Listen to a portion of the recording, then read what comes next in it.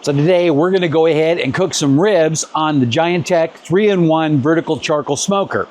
So I've already laid out the base. Well, let's go ahead and take this off so that way you can get a little look at it.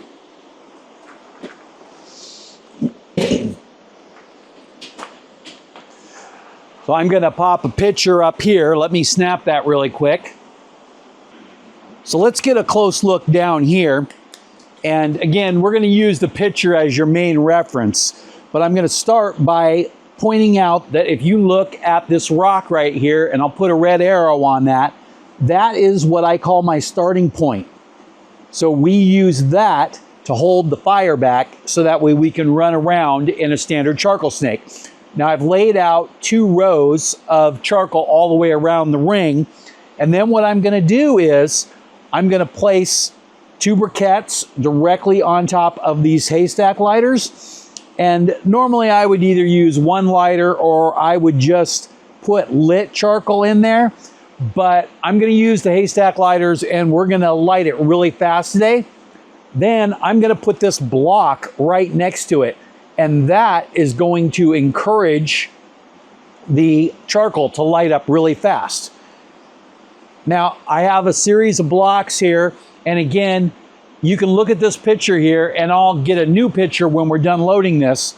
But I'm going to place these blocks spread out around the layer of charcoals. The idea is that we want these blocks to light at different times. The blocks will burn really fast, so we don't want those touching each other. Then I'm going to take a couple of loose charcoals and place them in between each block. So I want you to check out the new picture here, and you can see that we have that thin piece of wood near the beginning of the charcoal snake, and then I have progressively larger pieces of wood as I go. Now the charcoal themselves, we do exactly the opposite. We have more charcoal at the beginning than we do at the end. And the reason for that is that as you get to the end, there'll still be residual charcoal, which will be giving off heat. So we need less heat at the end, or less fresh charcoal, because we'll have old charcoal still burning, generating heat. Now, we can always use our tongs and add in more charcoal if we need, but it's really hard to take charcoal out. So let's go ahead and get that lit really quick, because we want to get this going as fast as possible. I'm starting a little late today.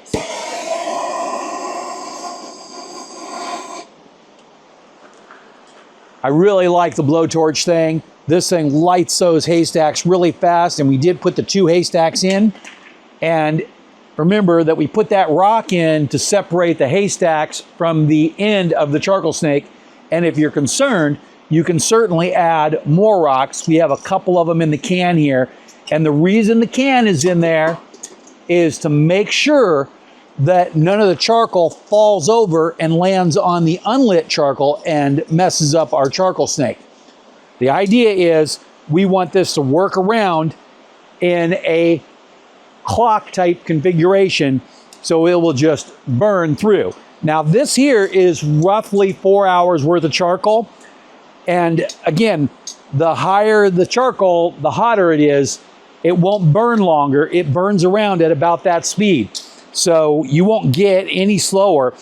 And because there's a bowl and you have air gaps, if you see here, there's a gap there, you have to maintain the temperature on this smoker by how much fuel you load, not by the oxygen control. You can do a little bit with the top, but really it's going to take in whatever oxygen it wants. So if you overload it with fuel, you're going to go way above in temperature. We got that going, and I'm going to go ahead and add the next piece. Now, I didn't get any lava rocks, so I didn't have a chance to fill that water bowl with lava rocks. But what I do have is a brand new fire dial here, and I'm going to put that in. I want that to heat up a little bit before we cook, and that will really help even out the temperature.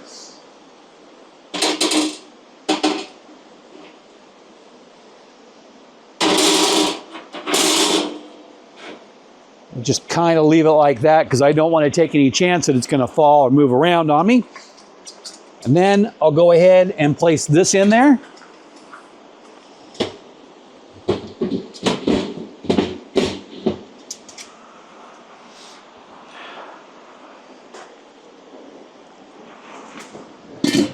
That looks really good.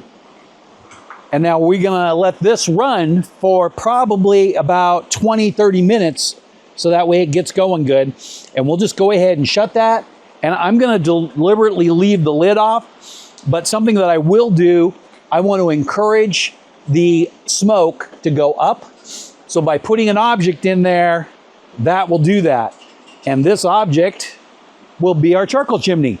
So by tossing that charcoal chimney in, the smoke will follow it up. Now I'm gonna go ahead and grab the ribs, which are sitting right here. Okay, so I move the table over here so that way we can get a good shot of that. I'll just show you this really quick. This is a St. Louis cut that I bought from the store. And then I went ahead and I trimmed the flap off. And I also pulled some of the fat out and got rid of as much of the membrane as I can. I'm not OCD about how much of the membrane is there, but I definitely don't want a bunch on there.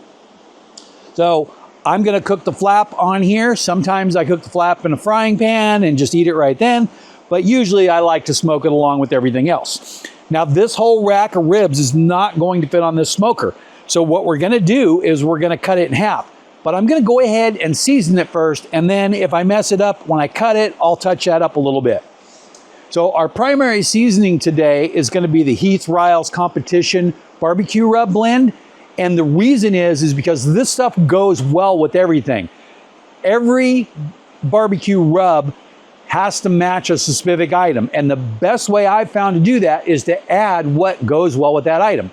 My favorite thing to add to ribs is something like garlic granules and maybe even a little bit of brown sugar, but I'm trying to cut the sugar down just a little bit today.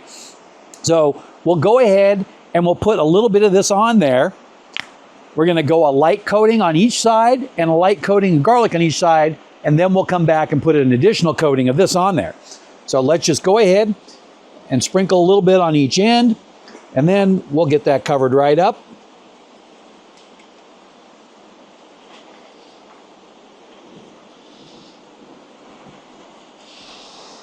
So I typically don't use a binder, but if I do, usually it's something like spray on olive oil or spray on avocado oil.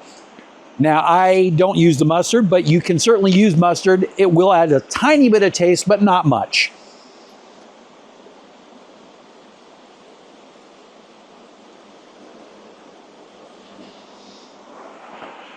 So now I'm gonna press that in, and then if you leave it sit, it'll start drawing out moisture, and that will act as a binder. But what I'm actually gonna do is I'm gonna go ahead and flip it over. I always start on the back because the bones will keep it up off of the surface.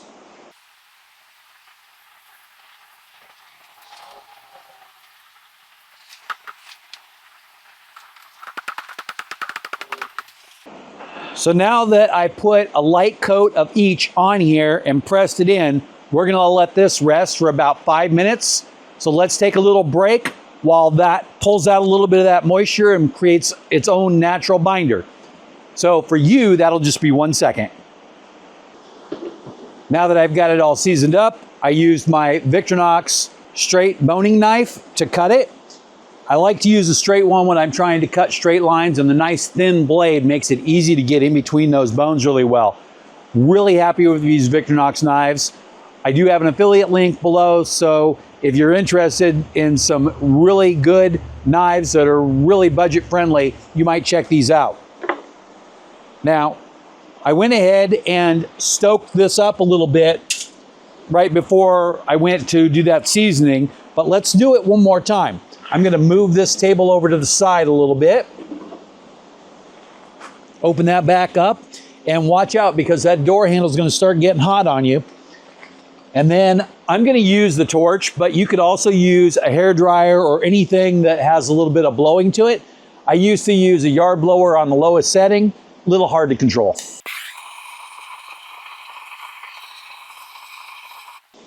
Really humid out here, so I think that those charcoals might have picked up a little bit of that humidity, so they might be having a hard time getting up to full temperature. But we're gonna go ahead and get started, and we'll see how it goes from there. So I'm just using the regular tray today. I'm not gonna put in the grill mat, but in the future, you'll definitely see me do that. So I'm going to put the bone side out. I always try to put the bones towards the outside edge of these type smokers.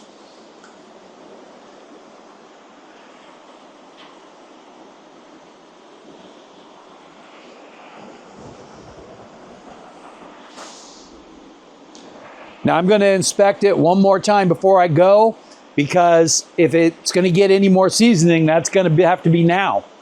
So it looks like over here where the thickest spot is a little light. So I'm going to go ahead and hit it with. So I don't know exactly where the battery ran out because I wasn't paying attention, but I want to go ahead and show you what the ribs look like. I went ahead and finished seasoning them, cut them in half, and then I put them on the grill with the bone sides facing out. So you've got a back side and then a bone side, and the back side is kind of where the connective tendons and stuff are, like that, like your riblets. But basically, by doing that, the warmer, more stable temperature area of most smokers, which is in the middle, will actually have more heat to cook that thicker spot. So I popped a picture up here so that way you know exactly what I was talking about. So we're going to go ahead and let this run, and I'm going to monitor the temperature. And if I need to add a little bit more charcoal, or I need to stoke it up a little bit, I will go ahead and do that. For you, you'll be back in 1 second. For me, I'll let you know when we get back. So we are back, and it has been about 2 hours. Now, at the beginning, I did add a couple more chunks of wood to get that temperature to pop up. And once it got up where I needed it to be, it was fine. Right now, the temperature is showing 250 degrees on the thermometer on the external. But I've got to say it's probably close to about 300, maybe just a little under. I did gauge it a couple of times when it was a little bit lower, and I saw somewhere around a 40-degree temperature differential. And I'll pop a picture up here of one of the pictures that I took of the thermometer. Once it gets much above about 250, the thermometer probe that I use is really unreliable, so it's hard to know exactly where the temperature is. They're more for putting inside a meat rather than putting inside of an air container like this. I do have some other thermometers that I tend to use once in a while, but I didn't do that today. Now I'm going to go ahead and grab the table here. And what I have is got my cutting board, I got my clean, straight boning knife, and I have 2 sheets of foil. So what I'm going to go ahead and do is I'm going to open this and we'll get a look at this. Now it's only been 2 hours of full cook time, and that's actually a little short for the ribs. So they could use a little bit more time. They are perfectly done and perfectly good to eat. But if you want them a little bit softer, you're probably going to want to cook them a little bit longer. I like my ribs with a little bit of, shall we say, bite to them. This is the smaller portion here with the point on it. I'm going to go ahead and wrap that up.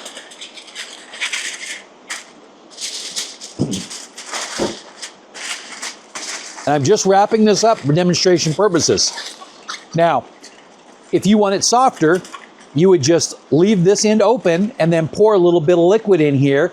I would recommend, say, a little bit of beer or a little bit of apple juice. I prefer apple juice, but both works good.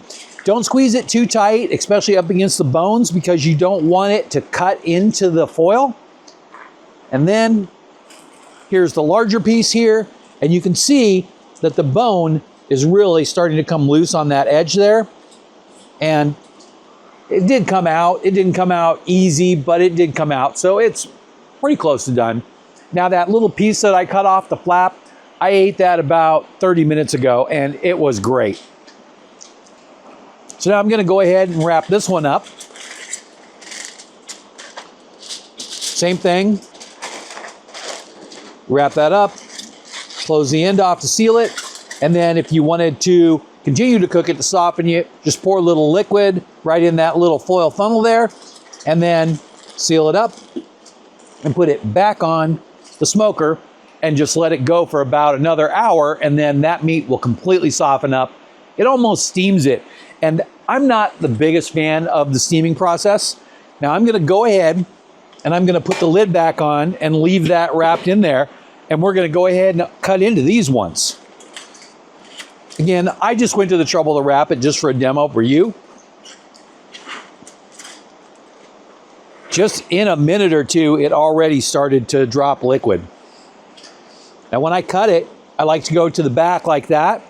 And typically, if it's a full rack of ribs, I'll use a bigger knife. But if it's a small rack like this, I'll do that. Now, what I'm gonna do is I'm gonna drop this in bone and do a Hollywood cut here. So that's small. And then I'm gonna go large. And then we'll end up with a Hollywood cut. And I gotta tell you, it feels really nice. Gonna go ahead and turn that so you can get a little look at it.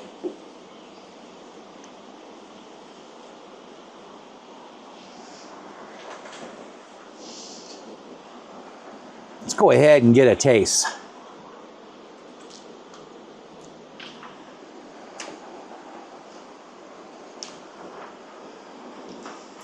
That is absolutely the perfect tenderness. I was worried we were going to be a little tough, but not at all. That is excellent, and the taste is great.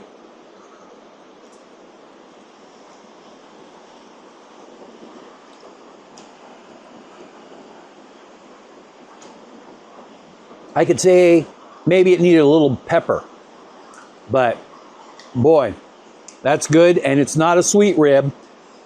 Brown sugar would have made it perfect for a sweet rib without the pepper. But I am really happy with this. Now I'm gonna go ahead and wrap these back up and put them on the smoker for, say, about another 30 minutes while I make some vegetables and get the rest of dinner ready, and then I'm good to go. But as far as our first cook on the Giantex 3-in-1 vertical charcoal smoker, I'm gonna call this a success. Now, again, managing the temperature is done completely by how you load your fuel, and the charcoal snake method is an excellent way to do that, or the clock method, I also like to call it. But if you want to check that out again, go back and look at that in the video, or also, I'll try to remember to link a video here. If you like what you've seen here, I have affiliate links below. If you can use the manufacturer's affiliate link, I would really appreciate that. For friends and family, that's really the only way to go. But the Amazon affiliate links are all included down below also. If you use those, I will get compensated, and I really do appreciate it. That's how I buy these smokers and run the channel, because there's no $1 million here. But I appreciate you, and I hope that I'm sharing some valuable information and can help you if you want to purchase this smoker. This is a budget-friendly smoker, and so far, so good. So check it out, and thanks again for watching.